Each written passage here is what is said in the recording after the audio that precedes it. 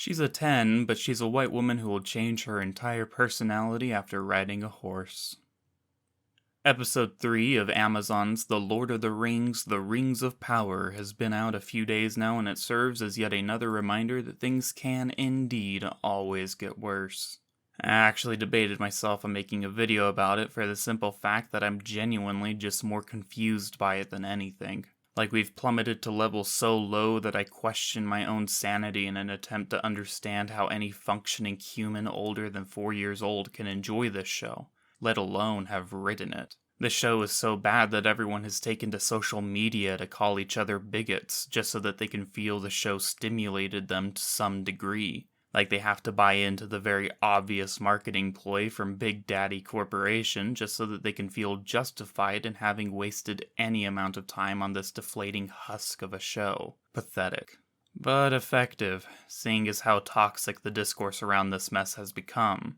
And to protect what exactly? We've approached the level where I feel I could unironically make the claim that not just every layer and element, but every single sentence of this show is riddled with idiocracy. So much so that even typewriting Shakespearean monkeys are too good an analogy for the literary craftsmanship on display here. For 3 hours we've been told over and over again that the Harfoots don't concern themselves with adventures and big folk because they are only concerned about their own. That they survive by sticking together and maintaining their close bonds of community and helping each other. They even have ritualistic songs about how nobody walks alone and they're all in it together. Yet they will abandon you without a second thought. Not only that, but they will laugh about your deaths and the deaths of your loved ones right before the moonlight orgy. There is zero camaraderie between any of the Harfoots save Poppy and Nori, and even that relationship seems built up more on blackmail than anything else. Poppy's entire family was taken out by a landslide, but as far as we know, that could literally have meant one of their wheels got stuck in some mud for all the effort the other Harfoots would have put into helping them. They even make Poppy pull her own wagon in subsequent migrations. All it takes is for her to catch a cold or have a bad night's sleep and Poppy will be left behind without a second thought until the next migration.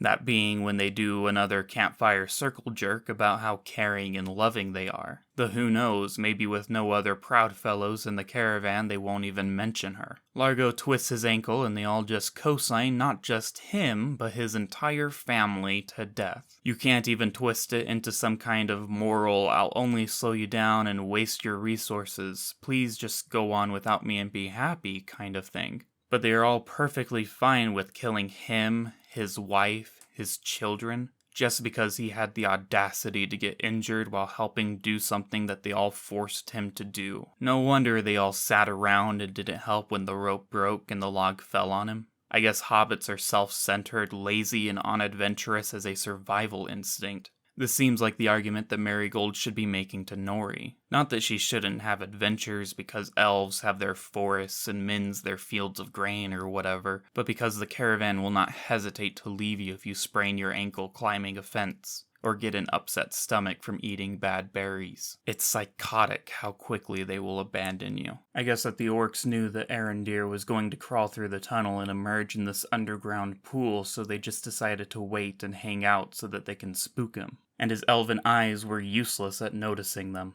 But how did the orcs catch the other elves? I hate how shittily the elves are being treated in this show in terms of combat capabilities, but the elves were leaving the outpost, presumably heading the opposite direction of the orcs, and not a single line is given to justify their capture. The orcs managed to not only sneak up on one town, but also managed to tunnel all the way to beyond the elven outpost and capture them before they finished tunneling to the village that Bronwyn lives in. And to show the continued levels of subterranean thought being put into the show, the orcs are digging a massive trench using sleighs to search for something. Presumably the sword that Theo found, yet they're digging in one direction. Guess these writers never played Minecraft to learn that strip mining is the most efficient way to find things. But it is a trench, not a tunnel, so they have to cover it with an elaborate roof of sheets and hides to block out the sun.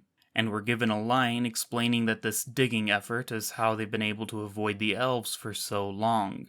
But then they give us this fucking shot of the trench and it literally stretches on for miles with the fires burning during the day and the forest is cleared for dozens of yards on each side, meaning it doesn't even have the benefit of tree cover. So elves really do just suck now. These centuries-old supernatural warriors are at the total mercy of creatures that can be defeated by a country herbalist and her son. What a joke. Or what about the Númenóreans? Everyone is super upset at Elendil for bringing an elf and a Southlander to the island, because they are all xenophobic bigots. But then they won't let them leave because reasons.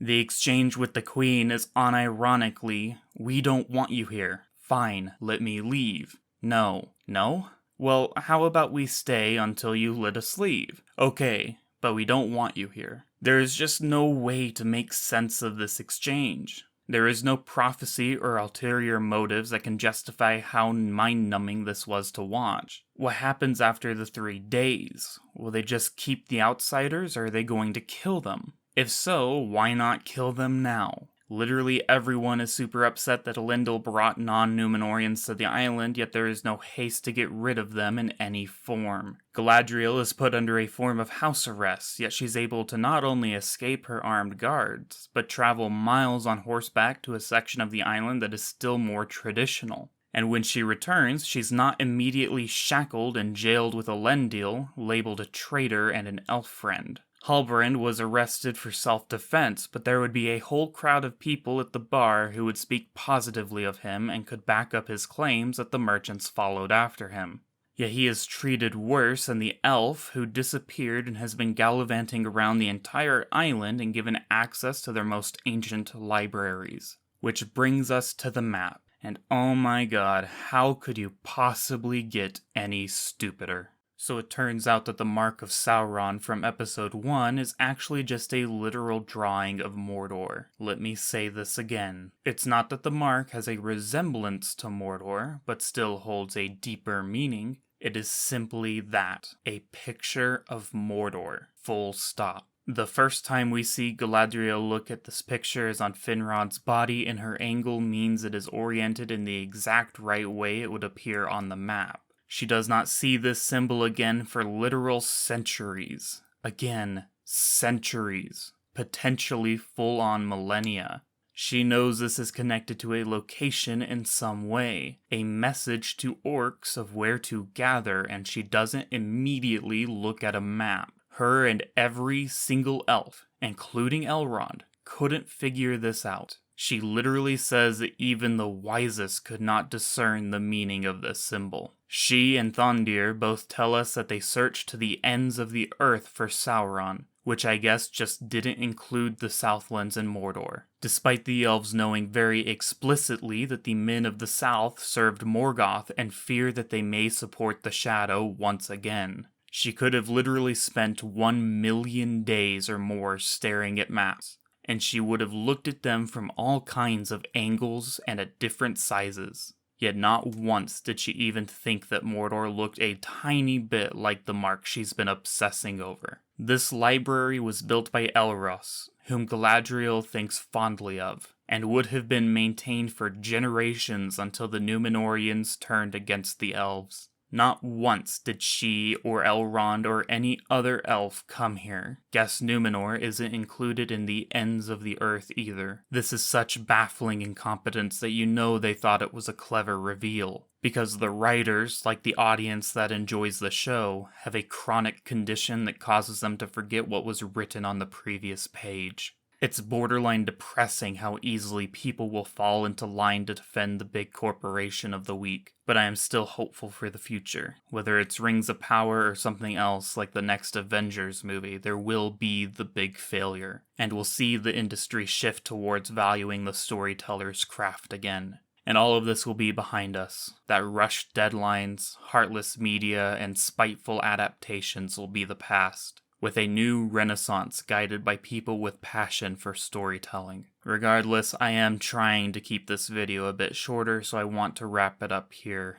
I hope you found this video at least somewhat informative and entertaining. Let me know how you like it and leave a like and subscribe if you're so inclined. Thank you for watching, and always wander in the light.